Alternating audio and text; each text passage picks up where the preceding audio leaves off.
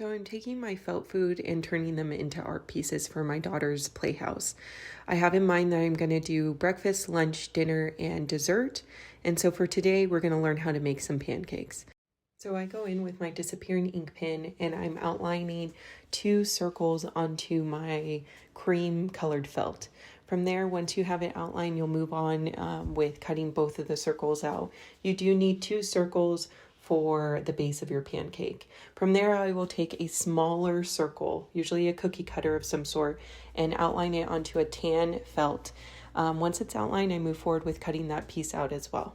Then I'm going to take that tan circle and put it on top of the cream circle and then take my glue gun and do a little dab in the center just so that it doesn't move as I'm stitching. You will then take your needle and come up from the back side and you're going to run it along the edge of your tan circle. So you come up along the edge and then you drop your needle down into the brown or tan felt before you push it back through to the back side. You will do this stitch along the whole edge of that tan circle, just securing it to that top piece. Once you get back to your original stitch though, flip over your pancake, take a little bit of felt with your needle, and then before you pull it all the way through, run that needle through that hoop, not once, but twice, and then pull tight, which will create a knot in your thread and secure everything you have just did, and then cut off the extra. Now it's time to move on to the connecting the base of the pancake together. If you see that you have a little extra felt on the sides, no big deal. Take your scissors and just trim off the extra so that it all matches up. Now we're going to move on to doing our blanket stitch. So you're going to take the needle in between the 2 slices. You're going to push it towards the back. And then from there, go ahead and hide your knot that's at the end of your string. And then come up and over the edge. Take your needle on the front side, push it through, but come up between the 2 slices and then pull tight. This will be the start of your blanket stitch. You will then move your needle over just a little bit and then push your needle through both pieces of felt this time. But before you pull it all the way through, run your needle through that hoop and then pull tight. You will do this blanket stitch along the whole edge of the pancake. But once you get back to closer to your original stitch, you will want to leave a hole open so that you can add polyfill. Now I'm going to be putting this in a frame, so I'm not going to stuff mine, but this is when you would stuff it with polyfill before finishing your blanket stitch. As you're closing up the hole, once you get to your initial stitch, make sure to go 2 to 3 stitches past and then secure everything that you just did by running your needle through that hoop, not once, but twice, and then pulling tight, and then running your needle through the pancake before cutting off the extra. From there, we're going to move on to making the syrup for your pancake. So it's pretty easy. You're just kind of taking a blob shape and outlining it onto a darker brown felt. I usually do 2 blobs and kind of blanket stitch them together. You can definitely add polyfill if you want. I usually keep them flat.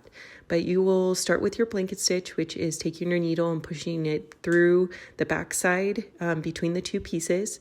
Hide your knot that's at the end of your thread and then come up and over the edge before pushing your needle through the top piece and coming up between the 2 slices.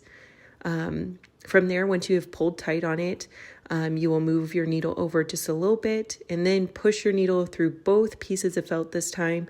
But before pulling tight, make sure that you're running your needle through that hoop and then pulling tight. You will do this blanket stitch along the whole edge of your syrup.